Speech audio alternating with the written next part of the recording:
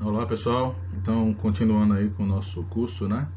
Na última aula a gente começou a estudar as funções elementares do ponto de vista complexo, né? Vimos a exponencial e vimos também o logaritmo, né?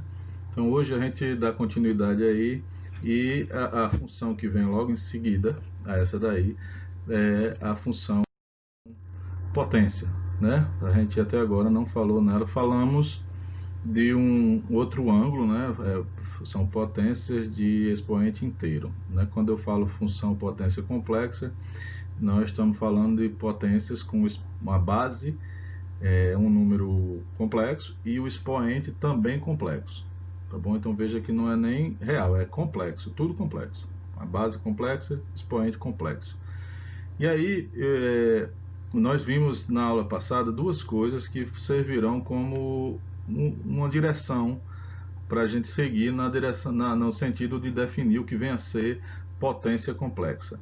Então veja só, uma das coisas dizia o seguinte, né, é elevado ao logaritmo, né, o valor principal, dizer isso vale também para o logaritmo, a função multivalente, tá bom? A gente viu que a função logaritmo é a inversa da função exponencial e vice-versa, então é elevado ao logaritmo de z dá o próprio z, correto?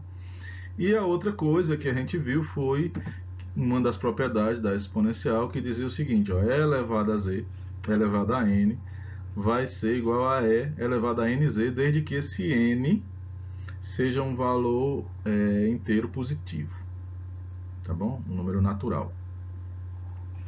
Então, se a gente juntar essas duas coisas, né, e a gente pode dizer o seguinte, olha, z elevado a n, eu vou trocar o z por e elevado a ln de z, tá bom? Estou usando a primeira linha aí das nossas lembranças, tá bom? E eu vou usar a segunda agora para esse resultado, né? E elevado a ln de z elevado a n, né? Vai me dar E elevado a n ln de z. Tá? Eu estou juntando duas características, duas propriedades que a gente já conheceu na aula passada, que é válida desde que esse n seja um número natural. Tá bom? E aí isso vai servir como o norte, né? Então, já que isso é válido para n natural, eu vou expandir, eu vou definir, tá? E aí você poderia perguntar, professor, e a gente pode fazer isso? Veja, poder ou não poder vai do resultado que a gente encontra. Então, assim, eu vou definir e em seguida a gente vai ver se isso faz sentido, se isso tem alguma utilidade, tá bom? Então, a gente vai pegar esse norte aí, essa direção, e nós vamos definir. Então, né, indo para a nossa definição, suponha que alfa é um número complexo qualquer e z é um número complexo também, só que diferente de zero, tá? Então a gente define z elevado a alfa como sendo e elevado a alfa ln de z, ou seja, o expoente ele desce, vai multiplicar o logaritmo e a base ela sobe, né? Ela vai ser o argumento do nosso logaritmo. Show? Daqui a pouco a gente vai ver se essa definição prospera ou não.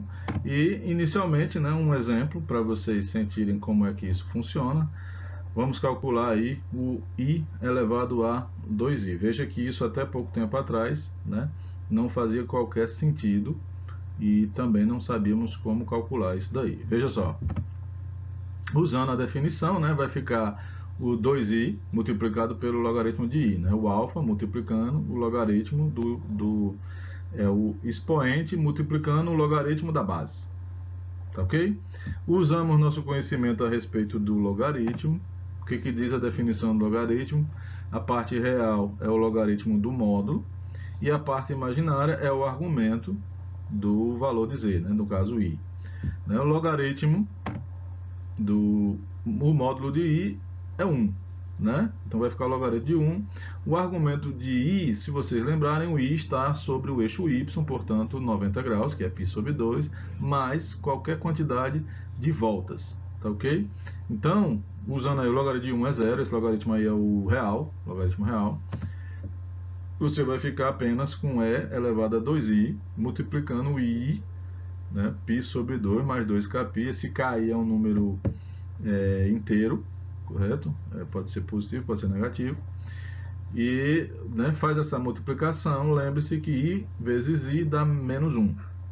Tá ok? Então, você vai ficar com, multiplicando o 2, né? E o menos 1 vai ficar menos 2, π sobre 2. Então, cancela o 2 com menos 2, vai ficar menos π.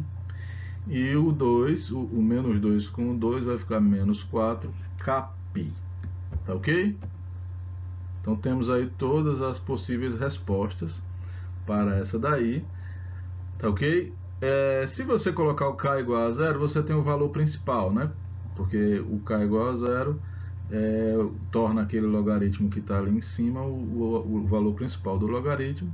E aí, bom, eu estou adiantando aqui, dando um spoiler.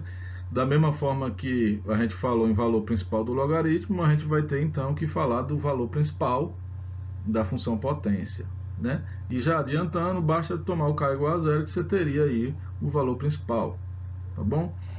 Aí veja quais são as nossas respostas, né? Para cada valor de k que você colocar aí, você vai ter uma infinidade de respostas, tudo bem? Então você teria e elevado a menos π, que seria a resposta principal, depois e elevado a menos 5π, e elevado a menos 9π, e se você for colocando valores negativos, aí você vai ficar com, né? Vai andando de 4 em 4. 4 em 4 π para frente, 4 em 4 π para trás. Show? Então, como eu disse, né? Isso nos leva à necessidade de ter uma função valor principal para a potência complexa também. Ok? Então, né, dando vazão a essa necessidade, o valor principal da função complexa, basta que você troque o nosso logaritmo lá pelo valor principal do logaritmo, ou seja, o L que era minúsculo agora é maiúsculo, e aí corresponde a gente não ter mais aquele K. Tá bom? Então, vamos novamente fazer um exemplo, né? Esse aqui eu escolhi um mais trabalhoso, mais problemático um pouquinho, para vocês sentirem o que pode acontecer. Mais trabalhoso entre aspas, porque não tem nada de especial, tá bom? Então, 2i elevado a 1 menos i. Então, vai ficar e elevado a o expoente multiplicado pelo logaritmo da base. Show? Você vai usar a definição de logaritmo, tá? O 1 menos i vai ficar quietinho ali esperando. Então você vai ficar com o logaritmo principal, o valor principal do módulo de 2i mais i vezes o argumento de 2i. Quanto é o módulo de 2i? Né? Sempre é muito fácil calcular o módulo de um número complexo quando ele esteja faltando uma das partes. Tá bom? Se ele está faltando a parte real ou se ele está faltando a parte imaginária, então é só o módulo é o valor, esse valor que está aí, o número que está aí dentro das duas barrinhas, né? No caso, o módulo de 2i é 2, tá bom? E o argumento de 2i, da mesma forma, ele está em cima do eixo y, portanto, o argumento é π sobre 2, tá ok? 90 graus. E aí nós somos levados a essa expressão aí, 1 menos i, que multiplica logaritmo de 2, mais i vezes o π sobre 2. Show? Aí agora você vai fazer a distributividade aí, o 1 multiplica i, o menos i, faz todo esse negócio aí, esse carnaval, né? Você vai ficar com o logaritmo de 2 mais π sobre 2, né? Eu já distribuí tudo e já coloquei o i em evidência, tá? Eu já agrupei, tem um passo aí que está oculto, tá bom? E aí agora estamos no momento de usar a nossa definição de exponencial. Qual é a definição? O que ela diz? Vai ser exponencial da parte real multiplicado pelo cosseno da parte imaginária mais i vezes o seno da parte imaginária. Pronto. Lembre-se que essa exponencial aí, veja, é elevada ao módulo, tá ok? Aí o logaritmo de 2 é positivo, tá bom? E o π sobre 2 também é positivo, então o módulo disso aí é isso aí mesmo, tá? E esse cosseno aí, você só o cosseno e o seno. Você só consegue fazer isso aí numericamente, tá? Eu vou colocar numericamente só para você ver que bate com a resposta do livro, mas isso numa prova vocês param por aí. Aí para mim está resolvido, acabou-se, né? Até porque eu não gosto da parte numérica, né? Porque a parte numérica você não tem como colocar todas as casas decimais do número quando isso dá um número irracional. E aí para mim a resposta só estaria completa se você colocar todas, tá bom? Então a maneira de você dar a resposta completa para mim é essa daí, tá ok? Chegando eu fiz uma simplificação aí, né? Eu usei o cosseno da diferença e o seno da diferença, e onde apareceu o cosseno de π sobre 2 eu troquei por 0, e seno de π sobre 2 eu troquei por 1, e chegou a esse resultado aí, tá bom? A parte numérica eu não coloquei, tem no livro, tá bom? Isso aí é o final do nosso problema. Bacana? Veja, esse é um caso mais complexo do que isso, professor. Não tem. Esse é uma situação já, o que você pode ter de pior. Tá bom? O que pode complicar a minha vida? É calcular o argumento, que em geral a gente vai dar valores que... Em geral o livro ele coloca valores onde o ângulo seja um ângulo daquele tabelado, né? 30, 45, 60, 90. Não tem dificuldade não. Tá bom? A dificuldade maior, a meu ver, é lembrar. Lembrar de que, professor? Z elevado a alfa é igual a E elevado a alfa, além de dizer que é uma propriedade dos logaritmos reais, se vocês forem analisar. Tá bom? Então, o que eu estou colocando aí não é nada de novo, né? O que eu estou dizendo, entre outras coisas, é que o que você sabia lá antes vale aqui também, né? Mas tem um bocado de I, pronto. É porque nós estamos lidando com números complexos, tá?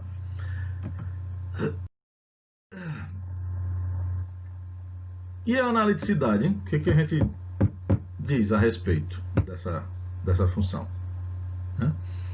Veja só, diferente do que eu fiz com as outras funções, a gente analisou a analiticidade seguindo aquele caminho das derivadas e das equações de Cauchy-Riemann, né?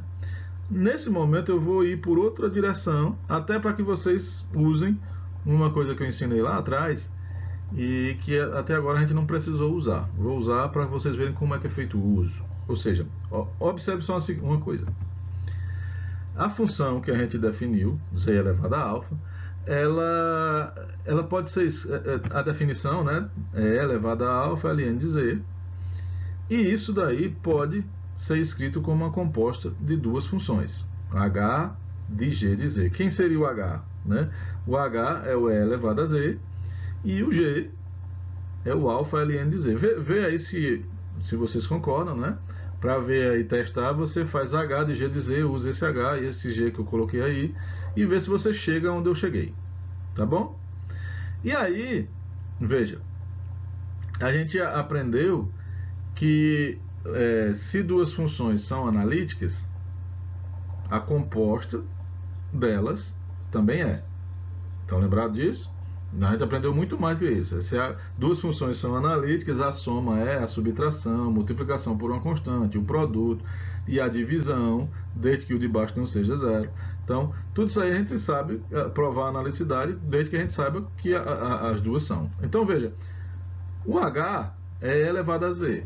A gente já estudou. Essa função ela é analítica em todo número complexo. Para todo o plano complexo ela é analítica, né? O ln de z está multiplicado por uma constante, por o alfa, tá? E aí a gente aprendeu que uma função, se ela for analítica, quando eu multiplico por uma constante, ela também é. Então essa alfa aí não vai alterar em nada, tá bom? E aí, onde é que o logaritmo é analítico, né? A gente aprendeu que ele tem uma faixazinha de valores que ele não é, que é o eixo y, a parte negativa. Esse conjunto aí eu chamei de D, não sei se vocês vão estar lembrados, eu fiquei até na dívida desse conjunto aí na antepenúltima aula, e aí na aula anterior eu coloquei quem era esse conjunto D, né?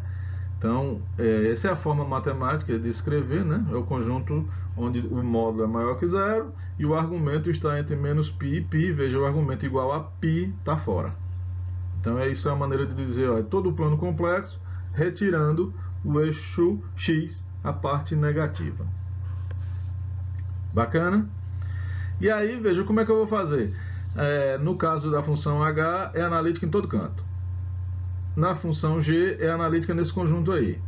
Então, eu acho que eu não estou falando nada absurdo. A minha função composta vai ser analítica onde h for e g também. Ou seja, essa função vai ser analítica na interseção. Se você fizer a interseção de C com D, você vai ver que a interseção de C com D é o próprio D. Tá bom? Então nós ficamos limitados aí a função logaritmo, foi ela quem nos travou, e a amplitude maior da nossa analiticidade para a função potência é onde a função logaritmo for analítica. Tá bom? Então ela é analítica no mesmo lugar onde o logaritmo for. Show? Pergunta que vem a seguir é: bom, professor, já que sabemos que ela é analítica num monte de lugar, a exceção só do eixo x negativo, qual a derivada? E aí eu vou usar novamente o quê? Já que a função aí ela é a composta, eu vou usar a regra da cadeia, que eu já sei que é válida, e vou só correr atrás para ver o que dá. Vou fazer as contas. Tá? A regra da cadeia diz isso daí, né? F' é o H' de G vezes o G'. A derivada de H, né? Quem é o H? É o E elevado a Z. Tá certo? Então a derivada de E elevado a Z, a gente já aprendeu que é E elevado a Z mesmo. Então aí está o H' calculado no G, que é alfa ln de Z. E o G', se vocês estão lembrados, né? O alfa é uma constante, a derivada do logaritmo é 1 sobre Z. Então vai ficar alfa vezes 1 sobre Z. O que eu vou fazer aí? Né? Tem um produto, tudo isso aí é complexo, eu vou colocar esse alfa no ladinho aqui. Vou pedir a vocês que lembrem que E elevado a alfa ln de Z nada mais é do que o Z elevado a alfa. Né? O alfa eu deixei ainda lá perto do 1 sobre Z. Tá? Vou fazer agora o alfa, vou colocar ele à esquerda, né? E vou usar a propriedade de potências de mesma base. Tá?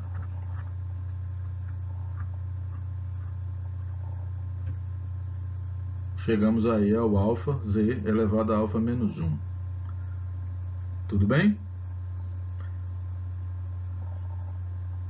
Professor, o senhor usou uma propriedade aí que, se vocês repararem, não foi provada ainda. Qual foi? Z elevado a alfa dividido por Z dá igual a Z elevado a alfa menos 1. Tá bom? Bom, essa propriedade vale. Eu vou deixar como exercício para vocês. E ela vai sair como decorrência da propriedade da exponencial. Né? Você vai pegar o Z elevado a alfa, vai escrever como exponencial. O Z embaixo você vai escrever como exponencial. Vai usar essa propriedade para as exponenciais e vai trazer de volta. Então, não está provado, mas já esbocei o caminho para vocês. Acreditem em mim, ela é válida. E olhe, é importante pensar ou fazer esse questionamento, tá? Porque nem todas as coisas que a gente sabia ser válida para essa função serão válidas aqui. Vocês vão ver agora, daqui a pouco, algumas coisas que fogem à nossa compreensão, mas que são facilmente verificáveis, tá bom? Então, nós chegamos à conclusão que aquela regrinha que a gente tinha para a função potência, né? Derivada de Z elevado a N, é N vezes Z elevado a N menos 1, continua valendo para o caso de potências complexas também. Tá bom? Então, realizando agora alguns exemplos, né? Vamos calcular o que viria a ser o Z elevado a zero.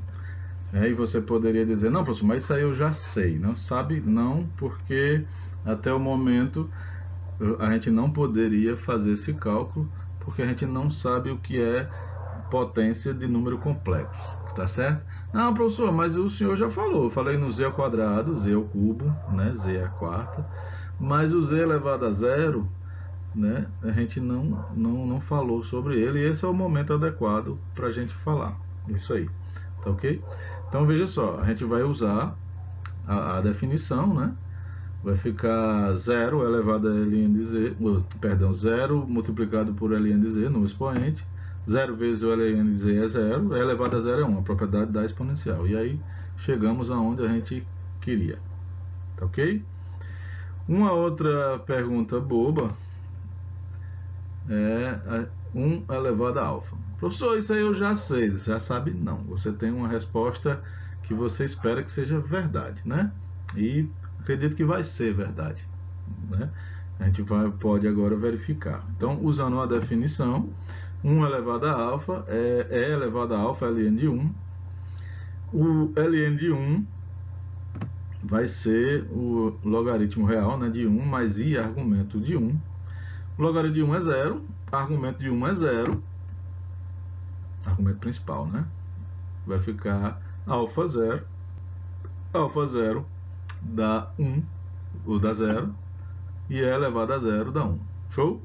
Chegamos à conclusão que a gente esperava. Agora, uma coisa que eu pergunto a vocês é: se em vez de usar o logaritmo, o valor principal, eu estivesse usando a função logaritmo multivalente, isso aí seria verdadeiro? A resposta é, ó, vale não, tá bom? Por que que não vale? Na hora de calcular o logaritmo de 1, né, o logaritmo valor principal, você vai encontrar aí o ln real de 1, que é 0, mas o argumento, ele deixa de ser o argumento principal, passa a ser o argumento com letra minúscula, e aí você vai ter uma série de respostas, né? Vai ser 0 mais 2kπ, vai ficar i vezes 2kπ, e aí se você tivesse e elevado a i 2kπ, seria 1. Mas o problema é que esse i 2kπ está multiplicado por esse alfa, e esse alfa pode ser qualquer coisa. Então, alfa vezes i 2kπ não vai dar 1, tá ok? Não vai dar 1, desde que o alfa, vai dar 1 quando o alfa for 0, que aí é o valor principal, mas para qualquer outro alfa não vai dar, não vai dar. Então, 1 elevado a alfa, a resposta óbvia é 1, desde que você esteja usando a função valor principal do logaritmo, tá ok? Continuando aí, eu tenho dois cuidados a recomendar para vocês, que é o seguinte, olha, potência de potência continua valendo a propriedade que nós conhecíamos, né? O que dizia a regra? Z elevado a alfa 1 elevado a alfa 2 era igual a Z alfa 1 alfa 2. Isso vale? Vale não. Tá bom? Eu não vou testar aqui para vocês, o livro dá um exemplo lá, vocês por favor confiram, tá ok? Mas não vale. Show? Isso aí vale, essa propriedade é válida quando o alfa 2 for um número natural. Tá? Quando for natural, vale. Mas alfa 1 e alfa 2 sendo números complexos quaisquer, não vale. Show? Um outro cuidado é Z1 elevado a alfa multiplicado por C2 elevado a alfa. Eu posso colocar esse expoente em cima do produto, como a gente fazia com números reais. A resposta é sim, desde que, olha só, você esteja usando a função multivalente. Mas não é verdade se você estiver usando a função valor principal do logaritmo. Já pensou? Eu achava que fosse o contrário, né? Mas é desse jeito que está aí, tá bom? O livro também dá um exemplozinho lá onde falha, tá?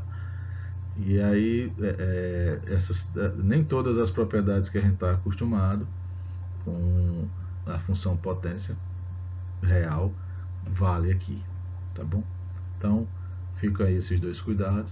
As demais propriedades que a gente espera que sejam válidas, né? Produto de potência de mesma base, conserva a base e soma os expoentes, vale? Vale. Teste, estou deixando como exercício. A diferença, professor, dividir uma potência por outra potência de mesma base, conserva a base e subtrai os expoentes, vale? Vale. Mas eu vou deixar como exercício, tá bom? O z elevado a 0 vale para qualquer um. Agora 1 elevado a qualquer coisa não vale, só vale para o logaritmo principal, o valor principal, tá? Então cuidado, que é bom. Falando tudo que tinha para ser dito a respeito da função potência, nós agora entramos no campo das funções trigonométricas. E eu vou encurtar tudo o que for possível, tá? Professor, o senhor não falou sobre a função z, a função potência, a interpretação geométrica, né? Se vocês lembrarem, lá do início do nosso curso, a gente deu uma interpretação para z quadrado e z ao cubo, tá certo? Qual era a interpretação para z ao quadrado? Se você pegasse um semicírculo, z quadrado ia dobrar o ângulo. Z ao cubo ia fazer o quê? Ia triplicar o ângulo. A interpretação aqui é a mesma. Se você pegar z elevado a alfa, o que vai acontecer com o ângulo? Aquele ângulo vai ser multiplicado por alfa. Então ele vai representar uma abertura ou uma contração, dependendo de qual venha a ser o valor de alfa. Ok? Então, por isso eu não coloquei a interpretação. Espero que vocês, né, se lembrem do que foi dito lá atrás. Tá no livro, tá nos slides. Faz uma revisãozinha aí que vocês vão captar a mensagem. Tá bom? Bom, as funções trigonométricas, nós vamos seguir um caminho também que eu vou tentar encurtar o máximo possível.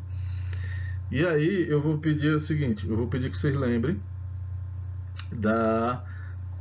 de uma definição que nós tínhamos lá atrás, né, que foi a definição do e elevado a x, né? Foi a forma exponencial que a gente dava para a forma polar, né? Então, e elevado a x é o cosseno de x mais i seno x. Estão lembrados? Se eu pegar essa fórmula e no lugar de x eu trocar por menos x, substituir nela, né? Vai ficar cosseno de menos x, que é igual ao cosseno de x, seno de menos x, que é igual a menos seno de x, e aí você chega a essa conclusão que e elevado a menos x, ix, é igual ao cosseno de x menos i seno x. Eu vou pegar essas duas coisas aí e vou somar no primeiro momento e vou subtrair no segundo momento.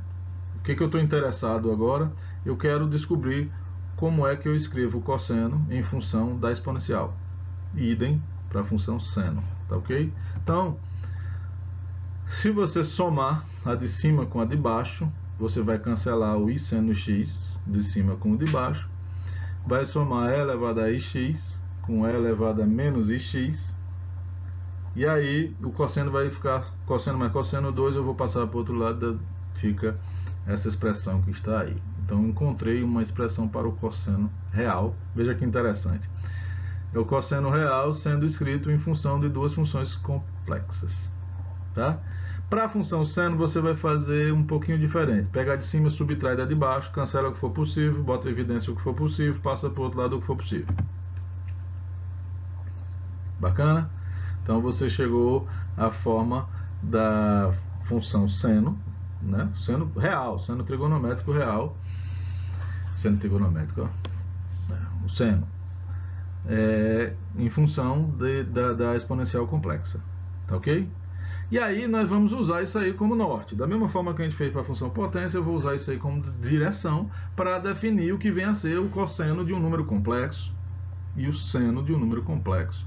Então, eu vou pegar esse x e vou trocar simplesmente por um número complexo z nas duas. Tá ok? Então,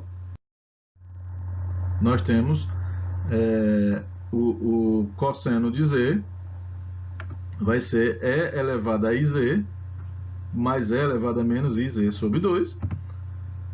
O seno de z é e elevado a iz menos e elevado a menos iz sobre 2i. Veja que o que difere o cosseno do seno é o sinal de menos, aí para o seno, e um i que tem embaixo, viu? Tem um i no denominador da função seno.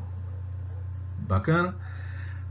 Como é que eu posso analisar a analiticidade dessas duas funções assim muito rapidinho, sem perder muito tempo?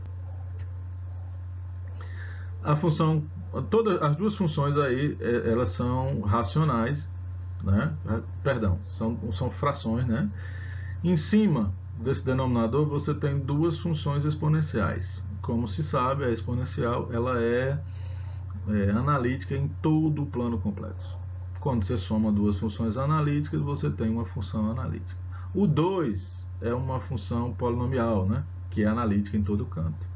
o 2i também. Então, o que você tem é, tanto para o cosseno como para o seno, a parte de cima é uma função analítica em todo o plano, a parte de baixo é uma função analítica em todo o plano, logo a divisão de duas funções analíticas será uma função analítica em todo lugar onde a de baixo não for zero. Como o que você tem embaixo são constantes, nunca serão zero, podemos concluir que tanto o seno como o cosseno são analíticos em todo o plano complexo.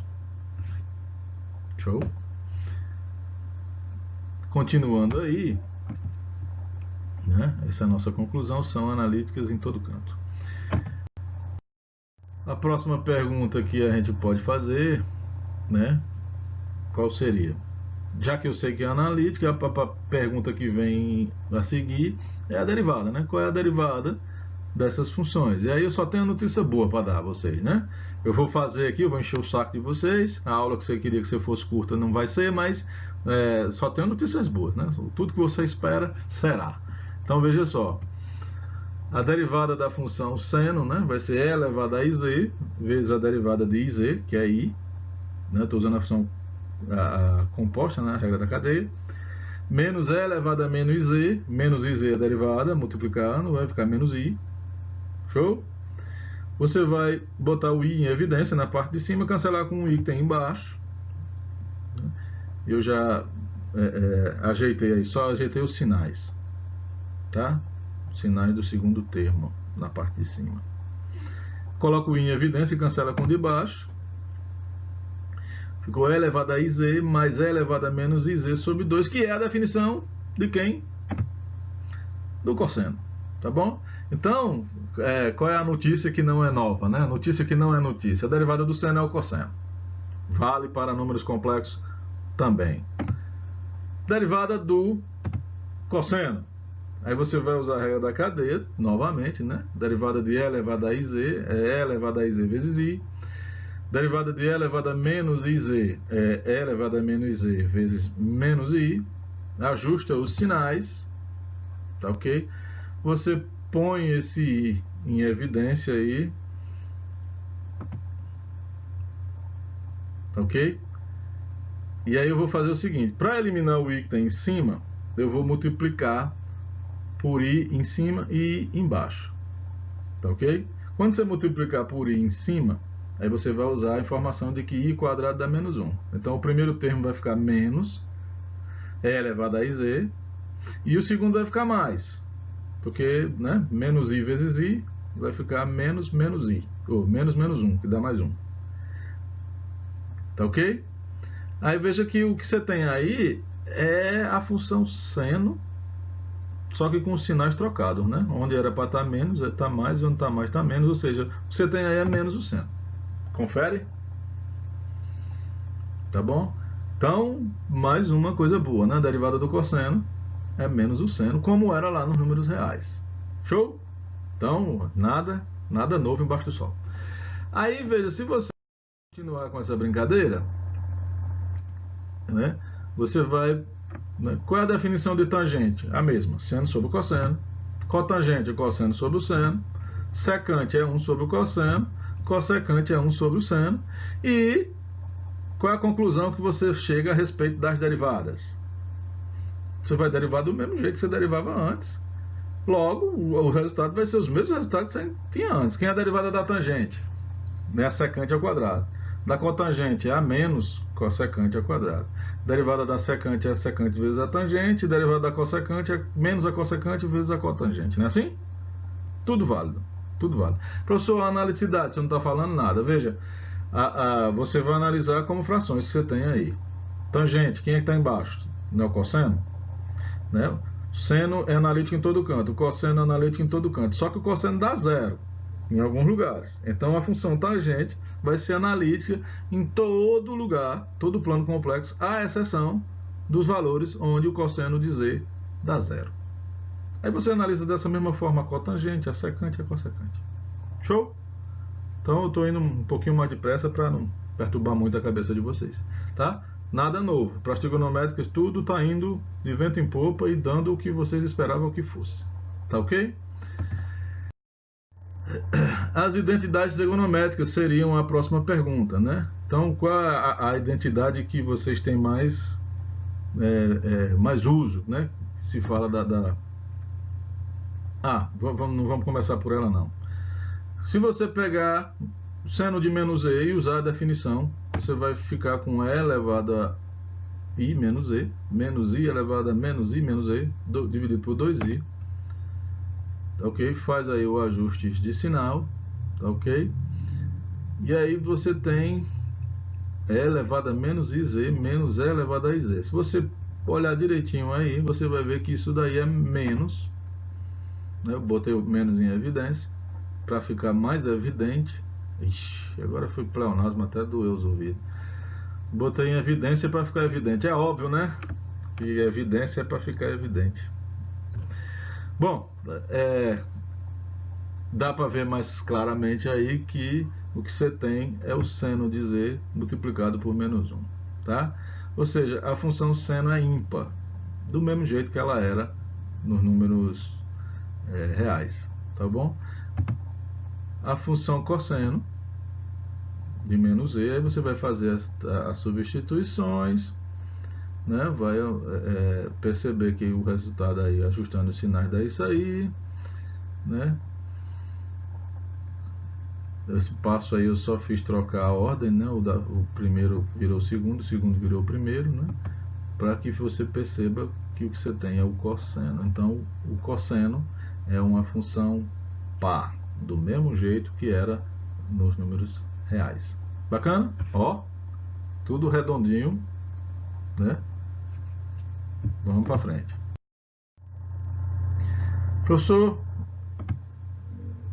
a outra agora é a identidade trigonométrica fundamental, né?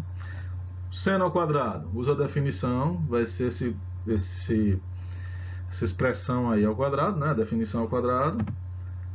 Eleva aí ao quadrado todo mundo, né? O quadrado do primeiro menos duas vezes o primeiro pelo segundo, quadrado do segundo.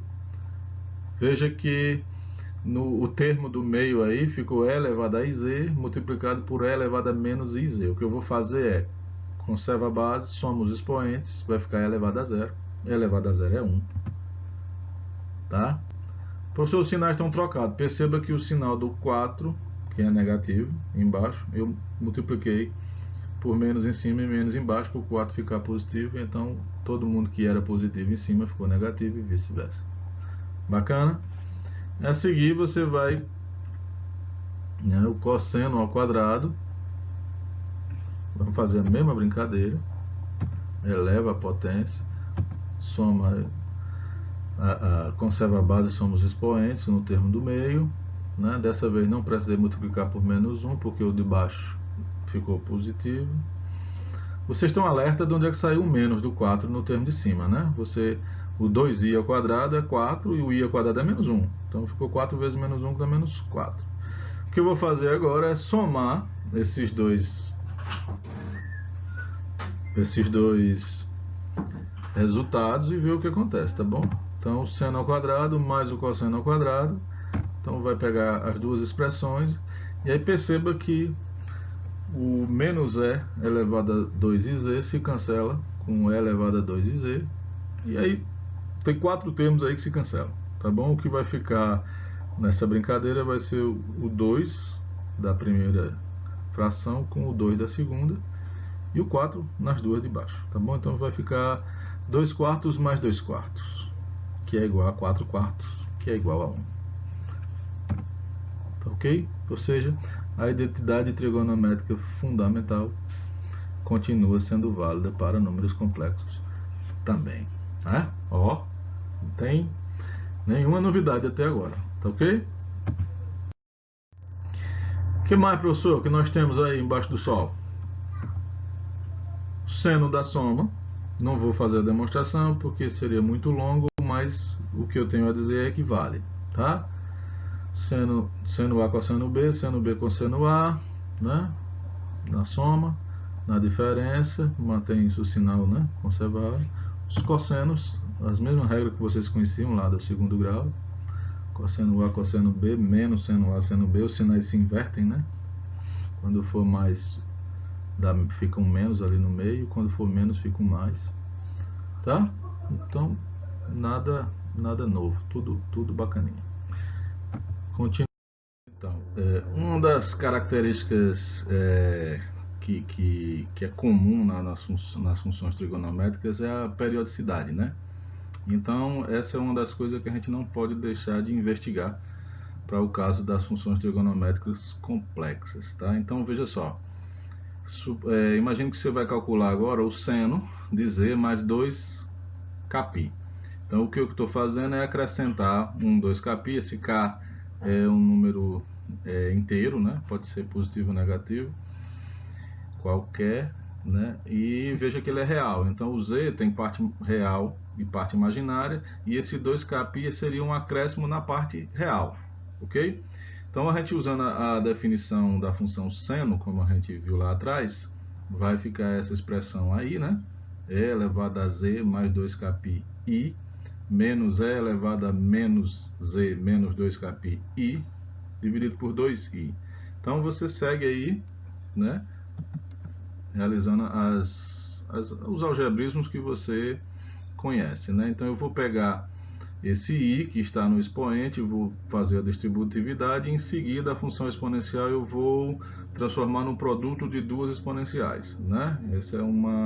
Eu estou usando a propriedade que diz que o produto de potência de mesma base para a função exponencial, né, conserva-se a base e soma-se os expoentes. Então eu estou usando ela de trás para frente, tá? A mesma coisa no segundo termo, distribuí o i e transformei a exponencial num produto de duas exponenciais. Qual é a minha intenção? Esse e elevado a 2κ i nós sabemos calcular usando a forma exponencial da forma polar, né? A gente aprendeu a pegar o número complexo, colocar ele na forma polar, e a forma polar a gente aprendeu a transformar numa forma exponencial. Então é isso que eu vou usar agora. Ou seja, o e elevado a 2κ i é igual a cosseno de 2κ i mais i seno de 2κ. Então eu usei essa informação no primeiro termo. Veja que o segundo parênteses que aparece aí, né, é diferente porque o expoente é negativo, tá?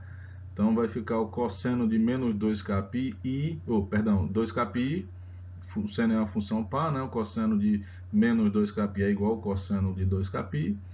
E o seno de menos 2κ vai dar menos seno de 2κ, porque o seno é uma função ímpar, né? E agora você vai usar seu conhecimento a respeito do cosseno de 2κ e o seno de 2κ. Então o que a gente sabe? O cosseno de 2κ ele vai dar 1 e o seno de 2κ ele dá 0, correto? Então use essa informação aí e você vai reduzir toda essa expressão a apenas isso que está aí na sua tela, né? E elevado a iz menos e elevado a menos iz dividido por 2i, que é exatamente a definição do seno de z. Qual é a conclusão? A função seno ela é periódica, tá ok? Na horizontal. Por que na horizontal? Porque esse acréscimo que eu fiz de 2κ foi somente na parte real, eu não acrescentei nada na parte imaginária, tá ok? Significa que se você pegar uma faixa vertical, né, de largura 2κ, seja ela qual for, né, a função seno ela vai se repetir. Então você calculando a imagem dessa faixa vertical, tudo que você vai ter como imagem vai ser equivalente a você pegar qualquer outra faixa deslocada de 2κ em relação a essa faixa que nós poderíamos chamar ela de faixa fundamental, como a gente fez com o logaritmo. Tá ok? E aí quando a gente for falar da inversa, o que vai acontecer? A inversa ela vai ter várias imagens, né? Porque para um mesmo valor você vai ter várias faixas contendo a imagem daquele valor, ou seja, a função inversa ela vai ser uma função multivalente. Tá ok? Aí, veja só, eu vou parar aqui a minha análise, assim, eu vou ficar devendo para vocês uma exploração no sentido geométrico, o que vem a ser a transformação seno, tá bom? O livro faz isso daí, mas no meio do caminho ele precisa da função hiperbólica. Como eu não defini a função hiperbólica ainda, né? Se bem que ele usa a função hiperbólica real, mas eu achei por bem não fazer isso agora, tá? Vocês olhem lá, ele faz uma análise semelhante à que eu fiz nos outros casos, ele pega retas verticais, depois retas horizontais, e aí ele conclui que as retas verticais são levadas em hipérboles e as retas horizontais em elipse. Então, o que acontece é como se você tivesse uma deformação onde o plano ele vai ser, como é que eu poderia dizer? Ele vai fazer assim, ó. Bom, o livro tem lá uma tentativa de explicação para o que viria a ser a transformação seno. E é só, entendeu? Ele não faz para as demais funções trigonométricas. E aí eu também não vou fazer, tá ok? Vou ficar devendo, mas dá para você ter uma noção mais ou menos o que vem a ser lá com a explicação do livro. Tá ok? Não vou explorar porque na verdade eu não vou cobrar de vocês, né? Essa parte é assim. Eu tenho que mostrar para vocês porque é meu papel, mas na hora de cobrar eu não vou cobrar isso de vocês, não. A interpretação geométrica, tá?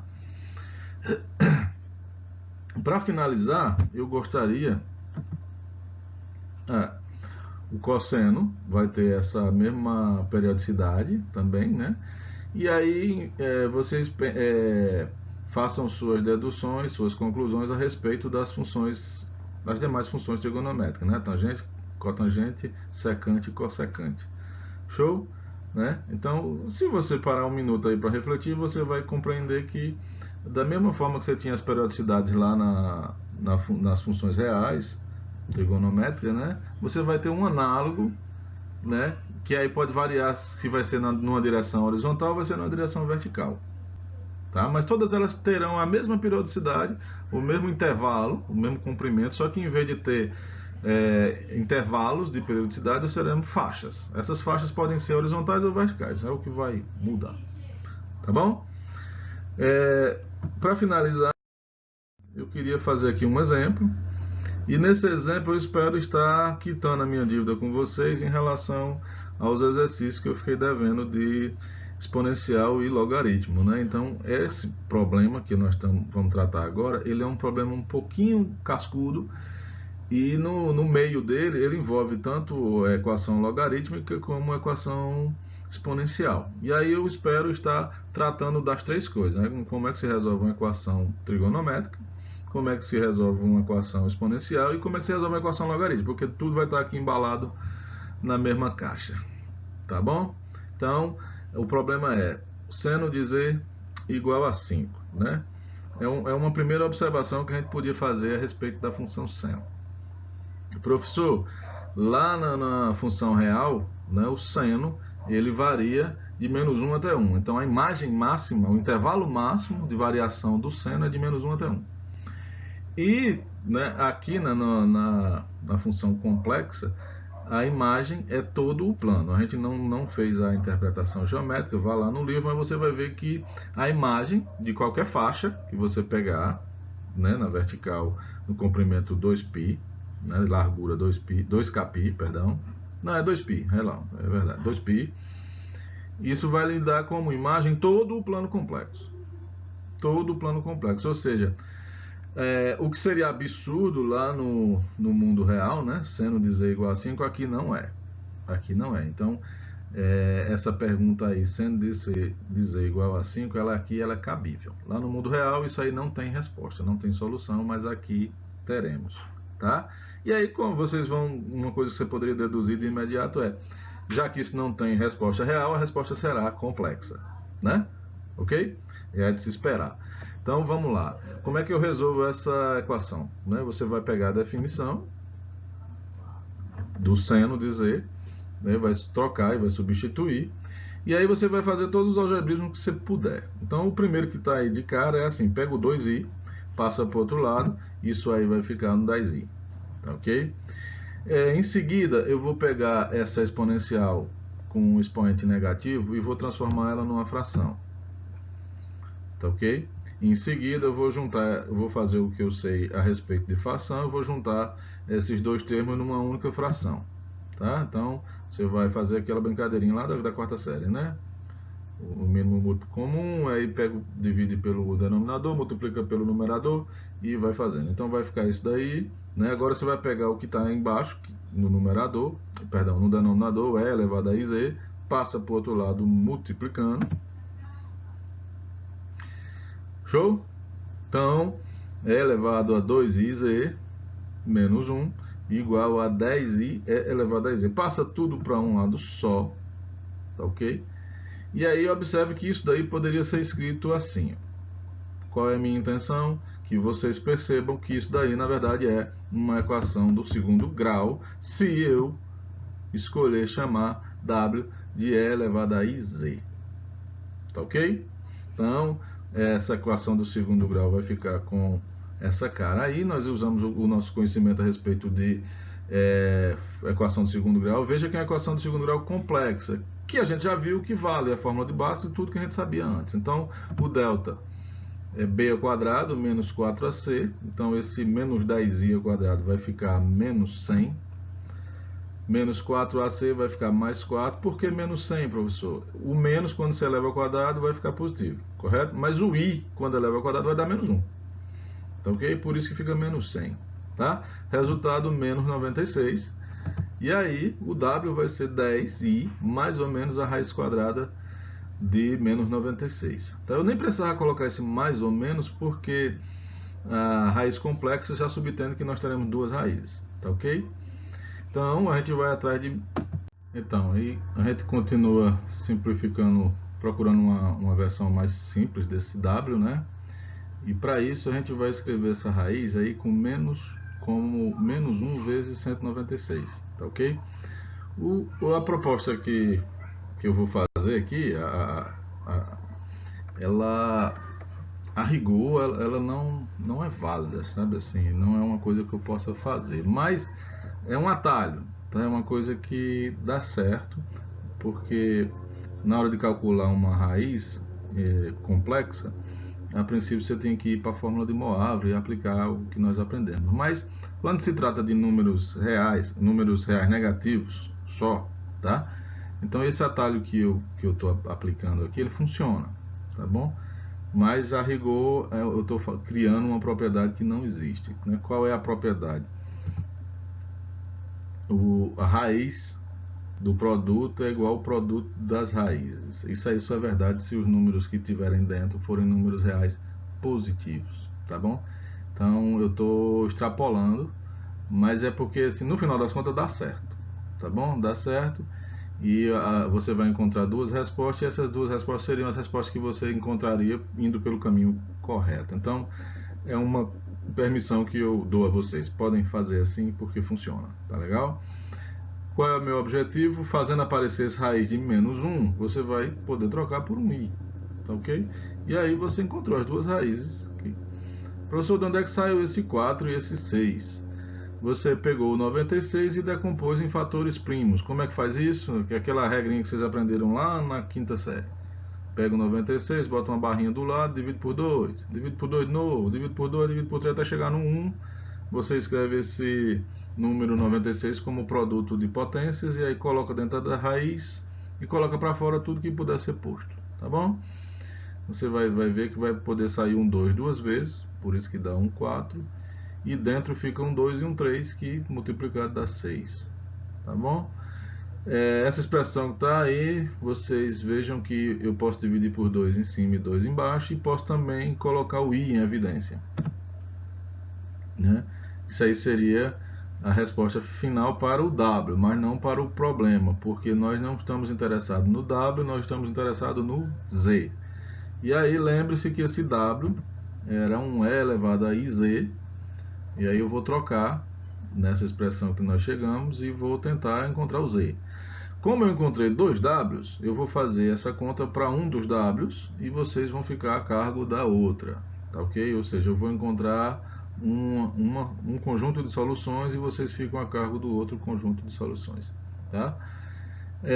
Veja, e elevado a iz igual a 5 mais 2 raiz de 6i. Então eu cheguei numa equação exponencial e espero estar quitando minha dívida com vocês, né, a respeito de exercício de equação exponencial, né? Se existir esse z que eu possa colocar aí, de modo que isso aí seja verdade, então esse iz seria o logaritmo de 5 mais 2 raiz de 6i. Veja que eu estou falando do logaritmo complexo. E aí você vai usar a sua definição de logaritmo complexo. Uma outra observação é, esse logaritmo aí é o multivalente, tá bom? Porque na resposta, ou na pergunta, se deseja todas as possíveis soluções. Eu não coloquei aí, mas no livro, de onde eu tirei, lá expressa isso bem claro, né? Ele quer todas as soluções dessa equação. Em geral, quando você põe uma equação, você quer todas, né? Em raros casos, você diz, me dê uma, né? Se a pergunta fosse, me dê uma resposta, então você poderia usar o logaritmo, o valor principal, né? Aquele com L maiúsculo, tá? Então, a partir de agora, você usa a sua definição de logaritmo, né? Agora eu não tenho mais uma equação exponencial, eu estou com uma equação logarítmica. Estou pagando a outra parte da dívida. Então, o que diz a definição do logaritmo? É o logaritmo real, né, do módulo do número, mais i vezes o argumento do número complexo. Então você vai calcular o módulo desse número complexo, e como ele é puramente imaginário, é exatamente a parte imaginária, né, o 5 mais 2 raiz de 6. Então, iz vai ser o logaritmo de 5 mais 2 raiz de 6. Perceba que o módulo é ele mesmo, né? Isso aí, esse número é positivo, tá? E o argumento de 5 mais 2 raiz de 6i, aí vocês vão lembrar que esse número está sobre o eixo y, portanto o ângulo, o argumento é 90 graus, ou seja, π sobre 2. Como eu quero todos, tenho mais 2κπ aí para me dar todas as voltas, né, possíveis. Bom, tá faltando agora deixar o meu z sozinho, né? Ele está acompanhado de um i, tá? A rigor você poderia dizer, passo o i dividindo. Só que como dividir números complexos é equivalente a multiplicar, eu vou logo realizar uma multiplicação para realizar um atalho, né? Eu vou dar um signal. Como eu deixaria esse z aí sozinho, de maneira mais rápida? Multiplique por menos i. Por que menos i, professor? Quando você multiplica menos i por i, vai dar 1 positivo. Se eu multiplicar i por i, dá menos 1, correto? Então, se eu multiplicar menos i por i, vai dar 1. E aí, o z vai ficar sozinho. Tá? Então, faça isso nessa expressão toda.